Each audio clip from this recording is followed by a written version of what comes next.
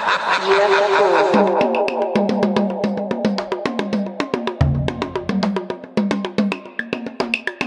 that's real, all right. The show you're tuned into right now was put together by students and staff enrolled in the broadcasting courses in the radio television department at San Joaquin Delta College. What's your life like? Tom Argonda, Alex Salon, Haha! What am I doing here? Unknown Space Radio, Haha!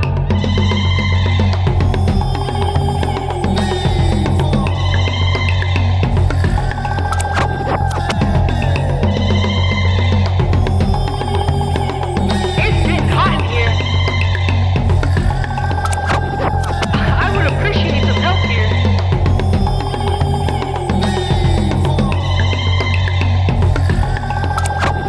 Have a nice life. Unknown Space Radio, Season 2, Year of the Fool. Thanks for listening and supporting college radio. Welcome to Perfect World Theory, Episode 8, I think. Would you like to take it from here? So this episode is just kind of like a contemplation about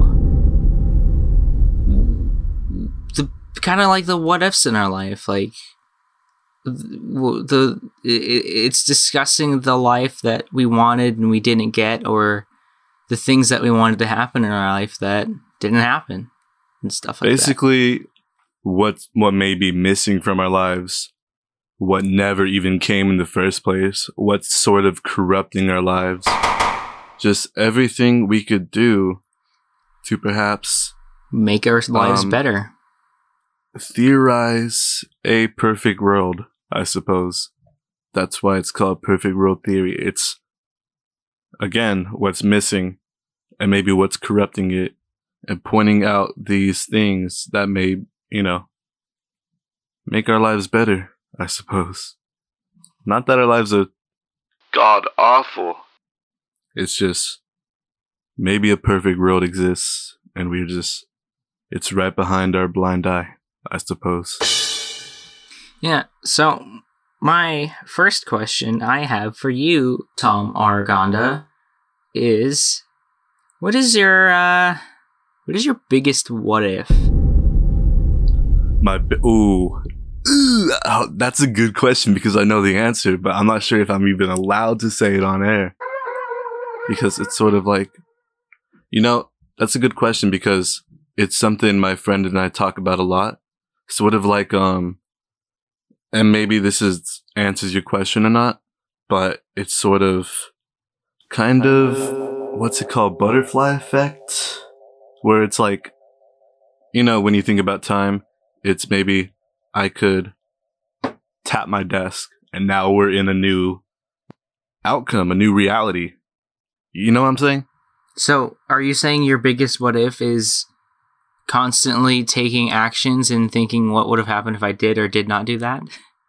Yes, it's sort of like going back to talking about that friend.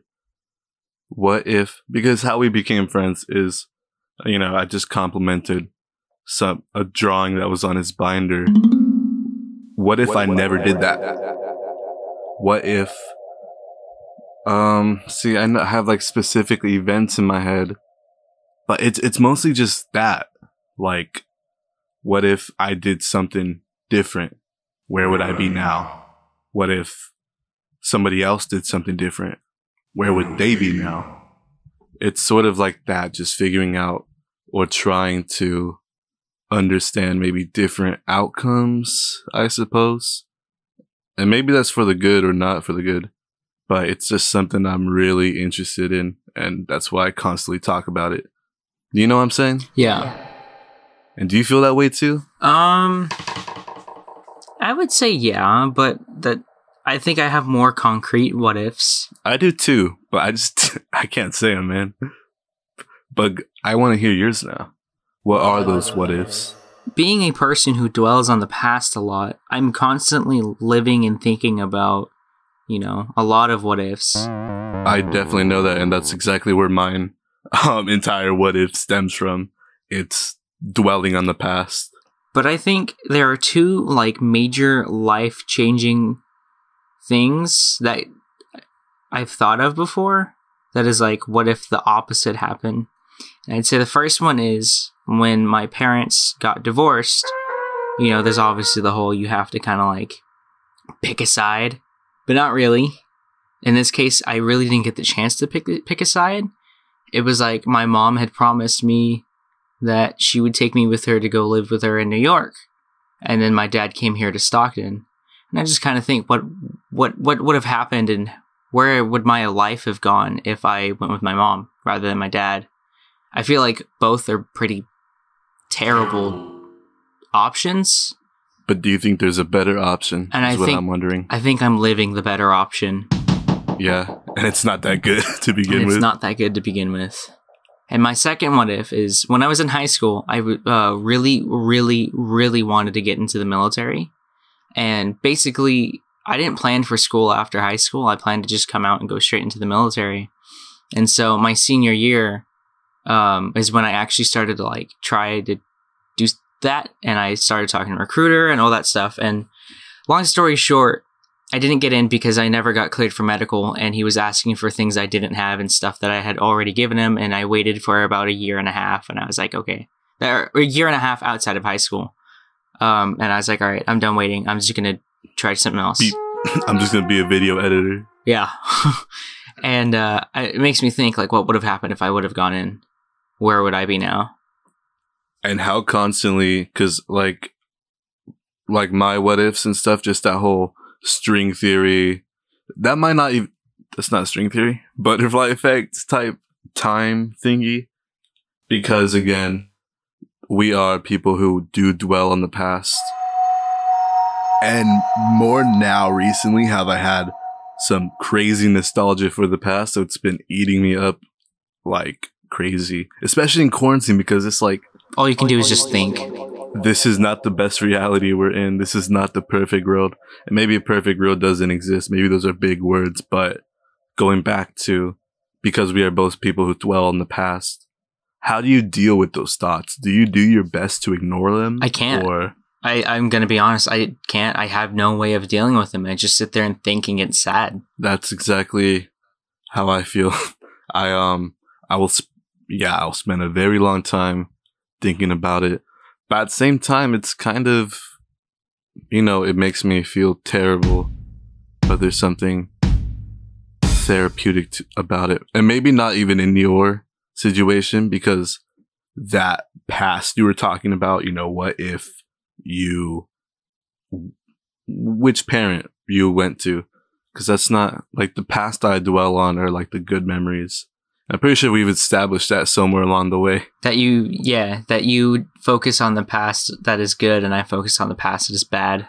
But no, in my situation, it's kind of therapeutic to think about it, because it's, it's cool that I got those experiences, man. Yeah.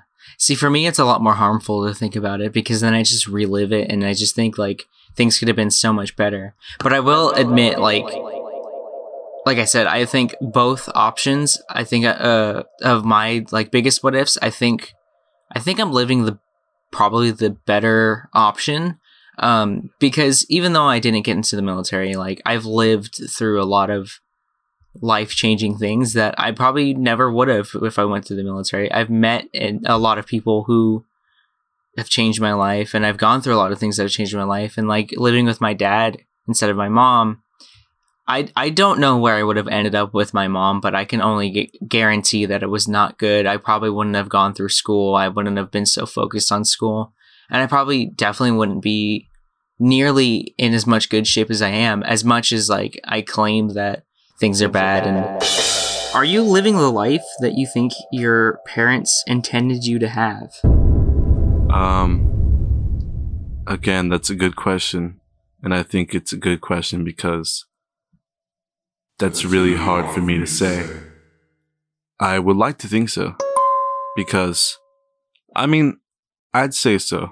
Assuming, because my parents are good parents. Therefore, I think they would only want good for me, obviously. And it's like, everything they do for me doesn't have a negative effect on me.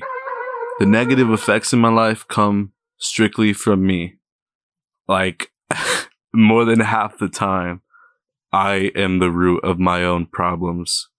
Therefore, I would say, sure, I think so. And I'd hope so. And I know they worry about me every now and then just because I'll go, you know, A week without sleeping. a week without sleeping, or I won't leave my room for a very long time. But I don't know. I just hope they know that has nothing to do with them. Would you say you're living the parents your life wanted for you? Living your question, but to you. I don't think so. Because basically... What? Isn't that hard for you to say, though? Isn't that hard to say just because, like, I mean, maybe we've talked about this before. It isn't hard to say, but it is hard to think about. I don't know, I would imagine it would be hard to say just because they aren't really in your life. They're not really involved in your day to day. Tom, that's what I was going to talk about. Go ahead. But yeah, I don't think so, because in a perfect world, they would never have gotten divorced. In a perfect world, we wouldn't have struggled growing up. And they wouldn't have done the things they did. They wouldn't have left me, and they wouldn't have, like, basically turned their back on me. And I don't think neither one of them know, like, the mental struggles that I've gone through. And even, like, in attempts to try to talk to them about it, they just don't get it. So, and I don't know if maybe that stems from what they've done in the past, or if it is external. But either way, I don't think I would have struggled and gone through the things that I've gone through if this was the life they wanted me to have. But because, again, they aren't involved in your day-to-day, isn't that hard to say, to even think about the life they wanted you to have? Because at this point, with parents that, maybe I'm putting this harshly, but I mean, they abandon you. With parents that abandon you, at that point, it's not even about what they think, man. And maybe, I mean, I will never know your experience, but at this point, obviously, it's about the life you want. The life you want for you. And it's about obtaining that. And, you know, question still applies, like, what is the life they wanted? But hopefully you realize one day, and maybe you've realized already, that doesn't matter what they wanted for you. Yeah, no, I do realize that. That's why I don't care what they think. That's why I don't care if I do something that they might necessarily not like, because it's my life. They made it very clear that they don't want to be a part of it, you know? They made it very clear that they will choose other people over me. And that's fine, because I will choose other people over them. And I will...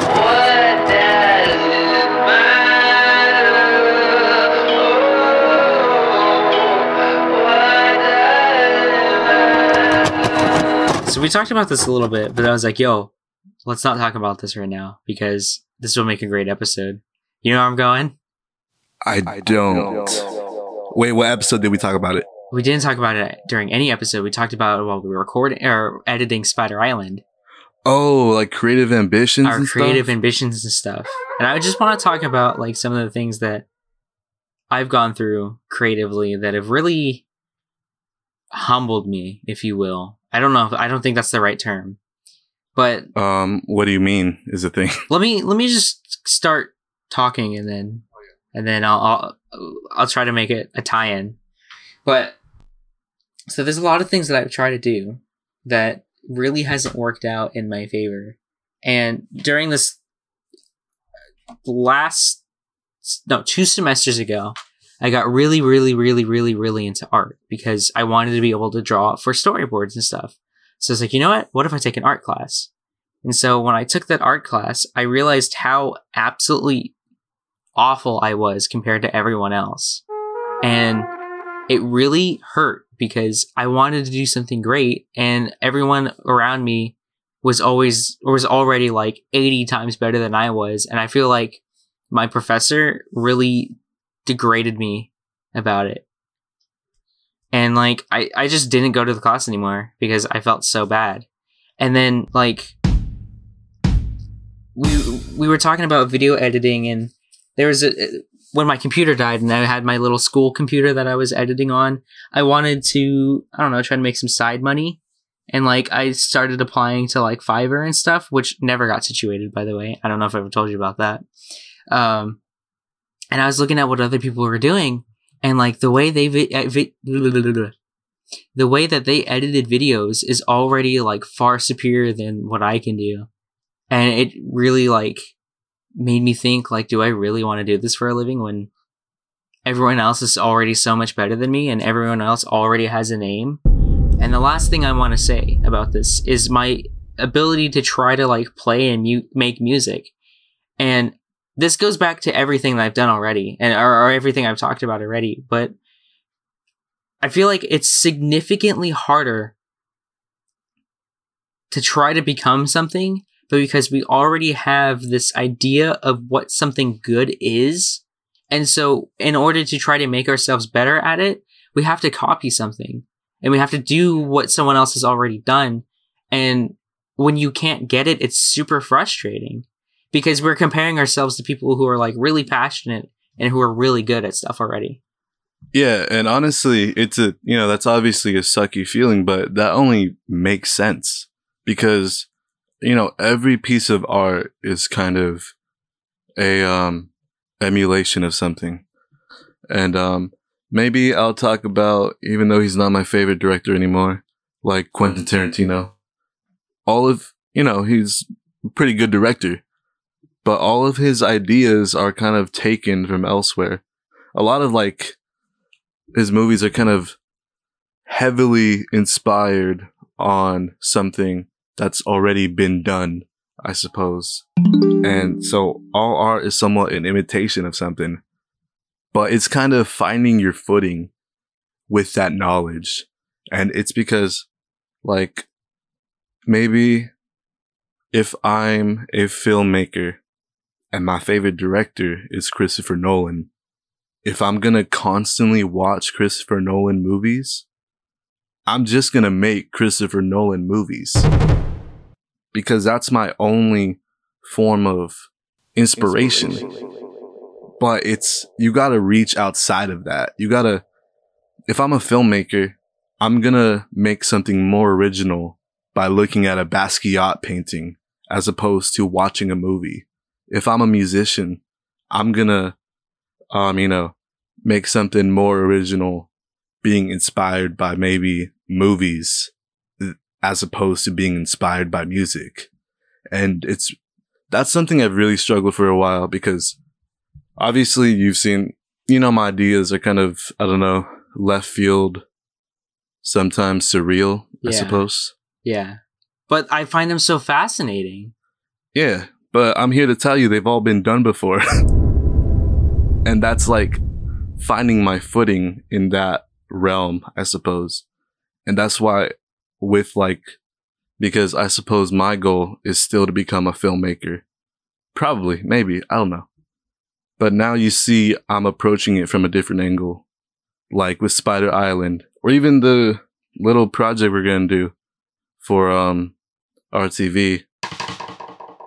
I kind of approach it from an audio angle where I establish that first before I even do the visuals. So it's really just a matter of finding your footing. Obviously, you're still going to be interested or inspired by something, heavily influenced by it. But it really is just finding your footing. And you really do got to ignore them too, because obviously there's someone doing it better than you. Yeah. And there's always going to be someone who's doing it better than you.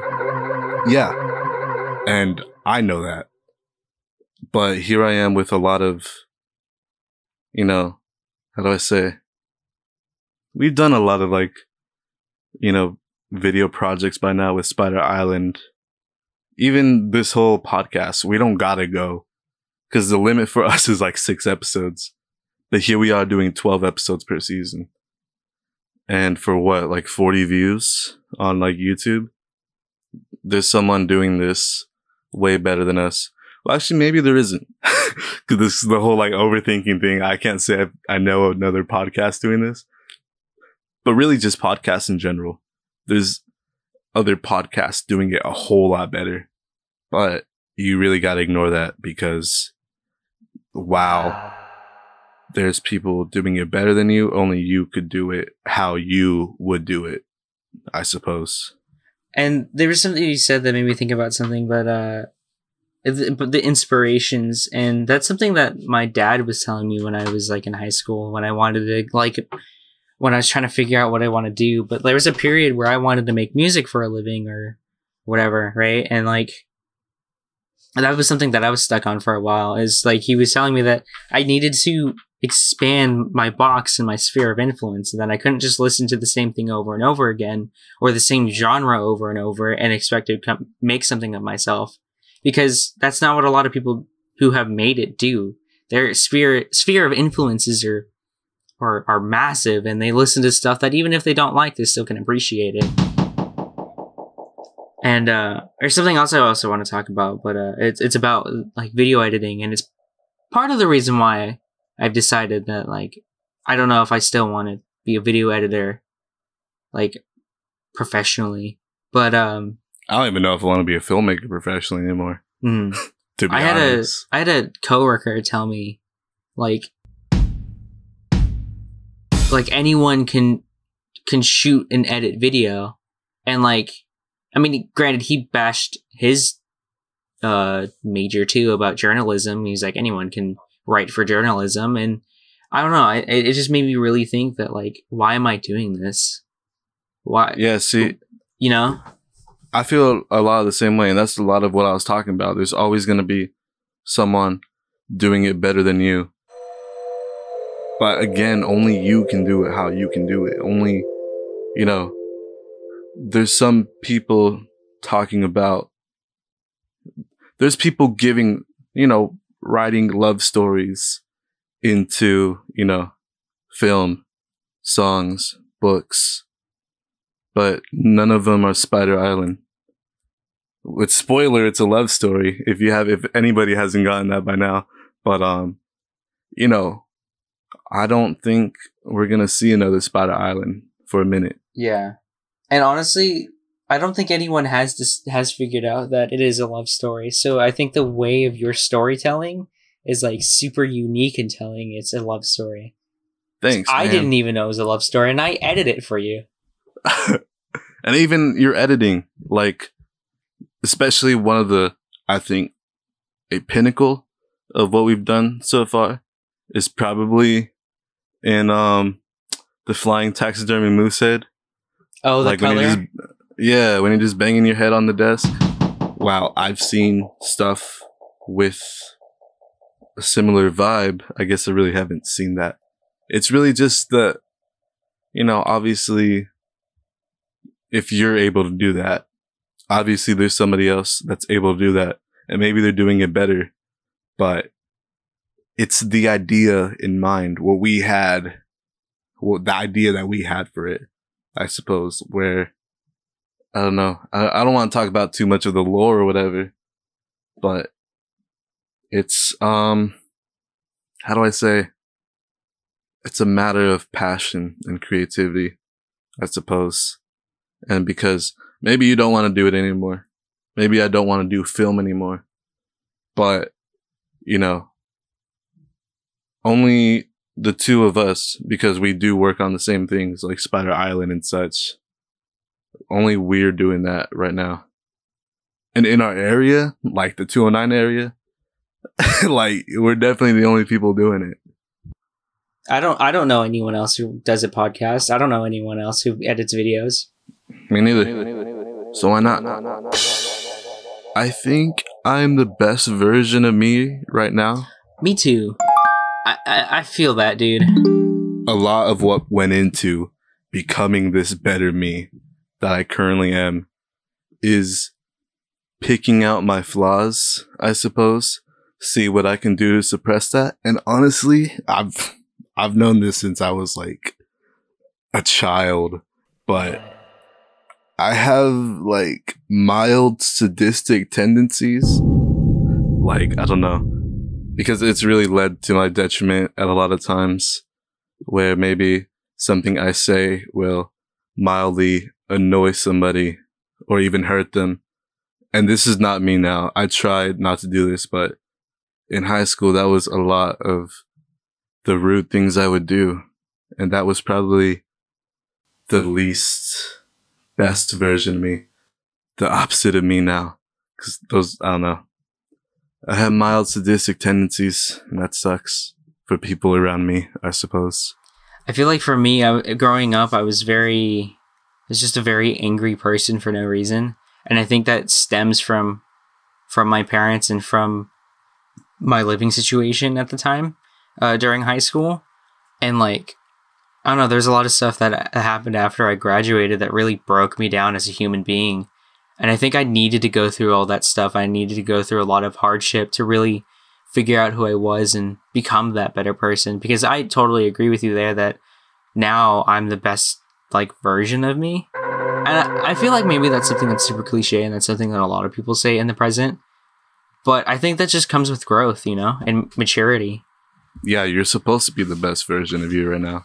And I especially past high school.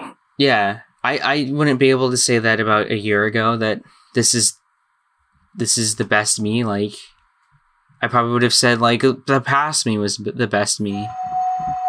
See, if I said, because if you asked me this question in, like, high school, like, are you the best version of you? I probably would have said yes, and that probably would have strictly been out of ego. But asking me it now, I think is totally just me being real. I think I am the best version of me. I've acquired so many hobbies and I'm so better at things. It's hard to say I'm not, I guess. Mm-hmm. I mean, I feel like we both can agree on this. We still have a lot of flaws and there's still a lot of things we can work on, but I feel like now I'm a lot more of a chill person than I was before. I'm very understanding and a lot more patient than I was before. And that I know I'm impatient, and being able to say that I'm more patient now is actually pretty like I take pride in that, you know? And like, I care about people a lot more than I did before, and I still feel like I'm super selfish. But at the same time too, like when I really think about it, I'm not at all selfish, and people point that out about me, that I'd rather please someone else or make sure someone else gets like what they need before I do. That is my next goal, because I can't say I'm like that at all, unfortunately. I mean, not that I'm willing to step on someone to get what I want, but I think again, this is a flaw of mine. I kind of always come first in my scenarios and situations, which, I don't know. Again, not that I'm stepping on anybody. I'm always going to make sure someone else is fine, I suppose. But, you know, that ability to make sure someone else is... Ooh, slap my keyboard. That, like, to make sure someone... You know, you put someone else first before you. That's nice and really admirable. See, and I think I've always put myself last. A perfect world does exist, and, well, there's a perfect world in our mind. And that's a lot of this, what we're talking about in this episode. What it takes to get to that perfect world. But at the same time, maybe it is all just fantasy. And maybe we're wasting our own times to even try to get to that. Maybe filmmaking's not for me. Maybe I'm supposed to, I don't know, be a businessman or something like that. I don't know. But maybe our fantasies are just not what we're gonna get. It's just maybe it's just fantasy. Maybe it's just fantasy. Maybe we'll never get what we want. Where am I going with that? But we have to try. We do have to try, and that's a lot of what's gonna make this life worth it. But at what point do you think should we give up on our fantasies? I suppose. I think if you're giving up on a fantasy, then it's just fantasy, you know? But if it's something you're actively pursuing, then it's not a fantasy, it's a dream. And I think a dream is a lot more achievable. I think that's the difference between dreams and fantasies is dreams are achievable. And maybe that's what I meant. When do you give up on your dreams? Like, obviously, like I said, maybe I want to be a filmmaker. Maybe I want to fall in love, move to Florida or something. I don't know. But maybe I'm also 35 years old. When do I give up on it? I guess. There's not a definite answer I'm looking for. Because I'm still going to be chasing my dreams regardless. Maybe these dreams, because obviously I'm still chasing them. I've been chasing them for a while and I'm going to keep chasing them. But eventually, maybe I won't get it. And that's when it's going to burden me.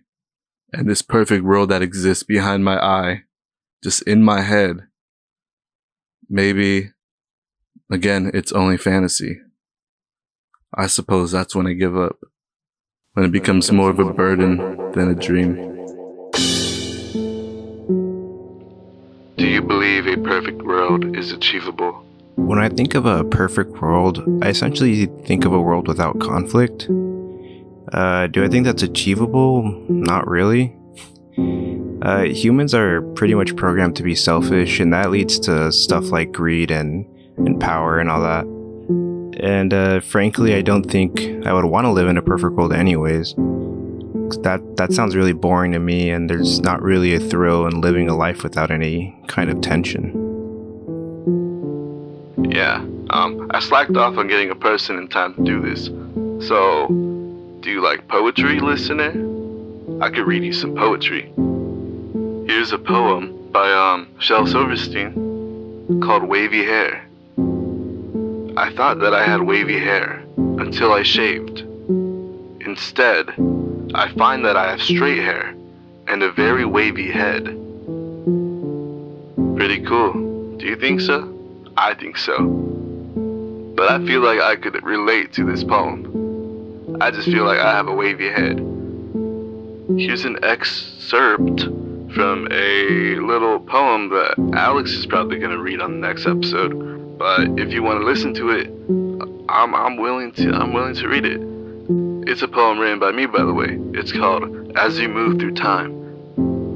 No drum fire, this is drug abuse. Manage your terror and move on with your youth. Fight a war with an enemy in disguise. Walk out the door and pray it's not a suicide. Don't you know the ground you stand is haunted? Don't stand your ground when you know you're not wanted. Throw a fist to the shadow of circumstance. Say goodbye and pray you're not taken back. Unknown Space Radio. Tom Argonda. Alex Salon. Unknown Space Radio. Season 2, Year of the Fool has been a production of KWDC 93.5 LPFM, Delta College Radio. This program is made possible by listeners like you. Programming is produced by the students, staff, and faculty of San Joaquin Delta College's Radio Television Department. It is supported by the Delta College Department of Arts, Humanities and Multimedia, the Career Technical Education, and Workplace Development Office, and the State of California. Thank you for listening. Tom Argonda. Alex Salon. Unknown Space Radio, Season 2, Year of the Fool.